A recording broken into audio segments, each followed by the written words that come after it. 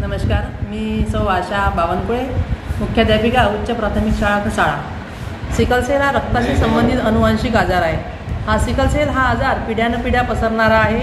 याचं मुख्य लक्षण म्हणजे शरीराच्या कुठल्याही भागावर असह्य वेदना होतात, शरीरामध्ये रक्ताची कमतरता जाणवते, हे याचं मुख्य कारण आहे। या सिकलसेल या आजारामुळे कमी वयातच मृत्यूसुद्धा होऊ शकतो।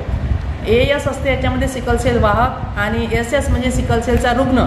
आता सिकलसेल याची आजाराची लक्षणे कोणती आहे तर आपल्या शरीरामध्ये रक्ताची कमतरता, हातपाय सुजणे, सांधे दुखणे, थकवा येणे, चेहरा निस्तेज होणे आणि बारीक ताप असणे ही या सिकलसेल आजाराची लक्षणं आहेत। आता रुग्णांनी कोणकोणती काळजी घ्यायची आहे की ताप आला, आपल्याला जर ताप आला तर त्यांनी दवाखान्यात जायला पाहिजे। दिवसभरातून रोज 7 ते 8 ग्लास पाणी प्यायला पाहिजे, त्यामुळे रक्तसंचार चांगला राहतो।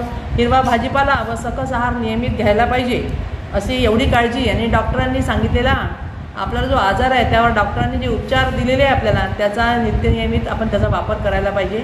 आज 24 मार्च 2025ला माझ्या शाळेमध्ये मधुकरराव तामगाडगे चॅरिटेबल ट्रस्टकडून सिकलसेलची तपासणी करण्यात आली। सिकलसेलची तपासणी करण्यात आलेली ही चमू फार उत्कृष्ट होती। चमूने योग्य ते आम्हाला सहकार्य केलं।